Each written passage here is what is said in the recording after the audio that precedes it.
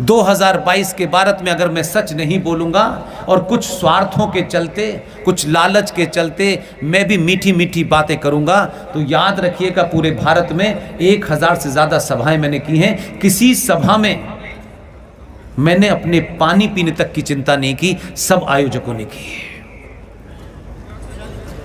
इसलिए आज झूठ कोई बोला तो याद रखिएगा सदियां तक लोग उनके पूर्वजों को कब्रों से निकाल के चौराहे पे लगा देंगे। आज झूठ मत बोलिए, न झूठ बोलिए, न बोलने दीजिए और न सुनिए।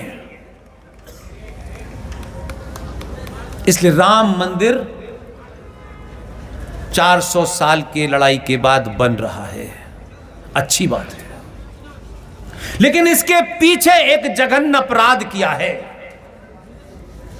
उसकी तरफ मत देखो, वहां से आंखें मूंद लो।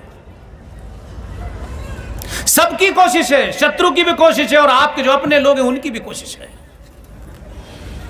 1991 में अयोध्या का आंदोलन अपने क्लाइमेक्स पे था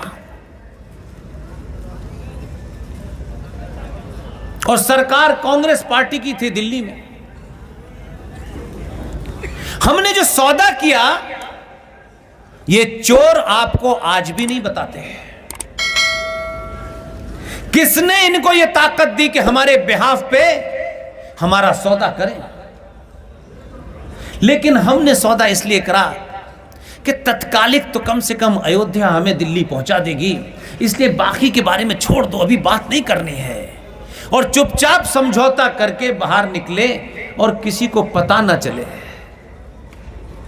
और हम बताएंगे नहीं, ज्ञान सब बांटेंगे कि महाभारत में समलैंगिकता थी कि नहीं थी, 40,000 साल पुराना हमारा डीएनए है कि नहीं है, हर मस्जिद में शिंगलविंग क्यों ढूंढना है, यह सारा ज्ञान तो हमको बता रहे हैं, लेकिन असली बात नहीं बता रहे हैं। 1991 के अंदर भारत की पार्लियामेंट के अंदर एक जघन्य अपराध हुआ और कांग्रेस पार्टी के साथ अंदरूनी तौर पे गुपचुप एक समझौते के तहत आपने सनातनी हिंदू समाज का सौदा किया। कहा गया कि साहब ये जो देश में कुल मिलाकर के कोई उनकी गिनती जिस पे समझौता हुआ है वो 42,000 मंदिर हैं। ये मंदिर अनादि काल पुराने मंदिर हैं, शक्ति के पीठ हैं। ये वो मंदिर नहीं है जो सड़कों के किनारे कहीं कोई बना देता है। उन मंदिरों का आर्किटेक्चर ऐसा है कि दुनिया उन पर रिसर्च करे तो आज तक लोगों को समझ में नहीं आएगा कि ये मंदिर बन कैसे सकते हैं। लेकिन सब कुछ छोड़ो यार, अभी तो सिर्फ फायदे की बात सोचो, बाद में देखी जाएगी। 1991 में भारत की संसद के अंदर एक कानून पास हुआ, उस कानून का नाम है प्लेसेस ऑफ वर्शिप एक्ट 1991। इसके तहत कांग्रेस पार्टी ने कानून बनाया कि 15 अगस्त 1947 को जो मंदिर कहीं किसी में मजार है, कहीं किसी के अंदर मस्जिद बना दी गई है, उनकी स्थिति यथा स्थिति ही रहेगी, उसमें कोई बदलाव नहीं होगा।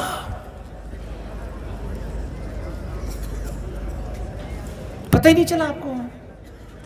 मेरे दादा परदादा, आपके दादा परदादाओं ने उन मंदिरों को बचाने में कितनी पीढ़ियां खपा दी होंगी, लेकिन आज सरकार का एक कानून बन गया और कानून के तहत वो 42,000 मंदिर जो शक्ति पीठ हुआ करते थे,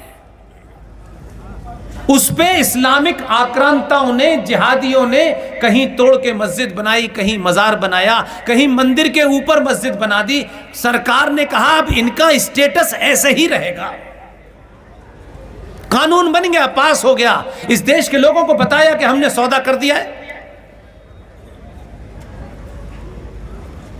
मुझे खुशी है इस बात की कि लड़ाई सिर्फ माइक और डाइस पे खड़े होकर भाषण देने से नहीं हो रही है।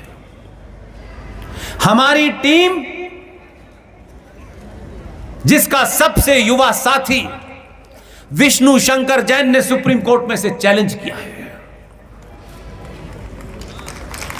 उसकी सुनवाई हो रही है और हमने पक्ष रखा है कि भारत की संसद को ये अधिकार किसने दिया, भले ही वो चुनी हुई हो।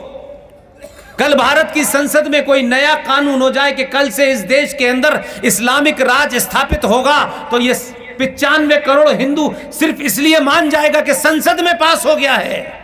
चौराहे चौराहे, गली गली जो जो एमपी था उसे दौड़ाना है।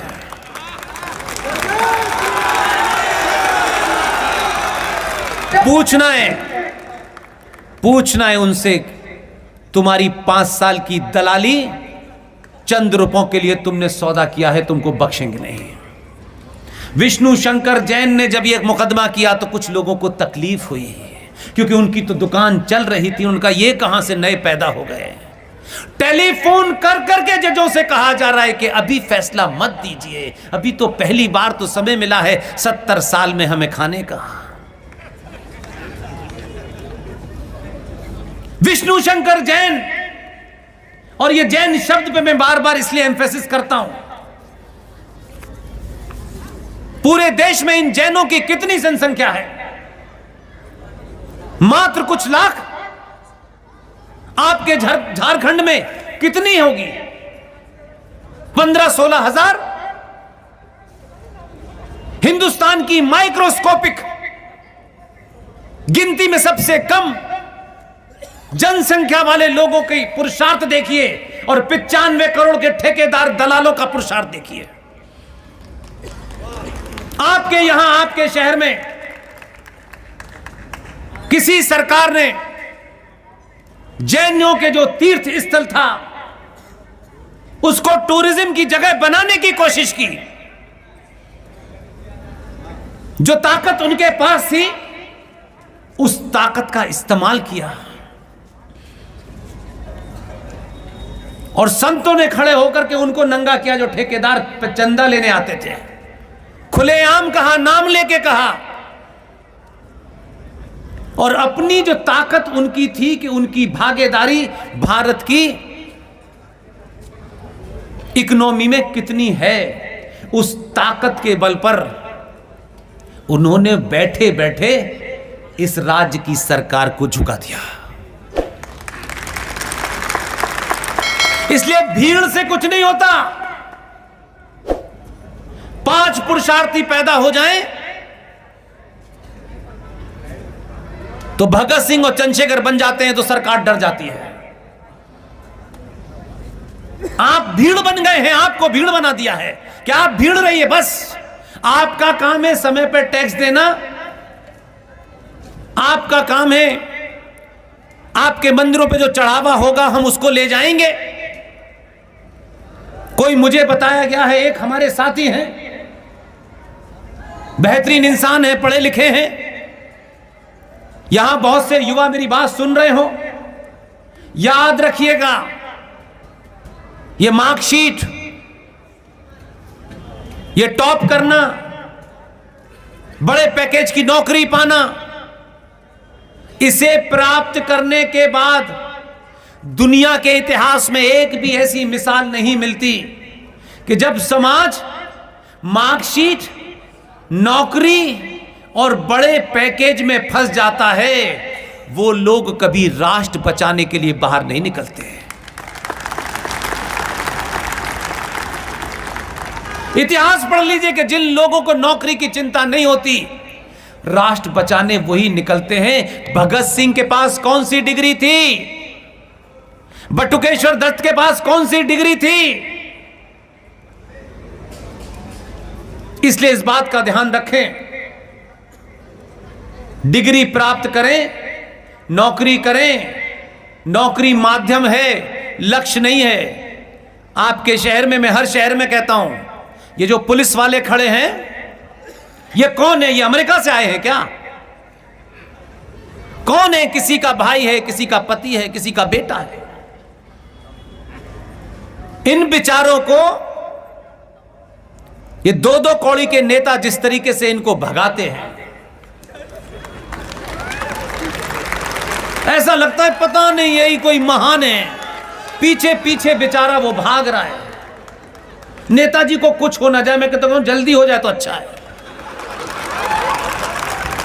ये धरती के बोझ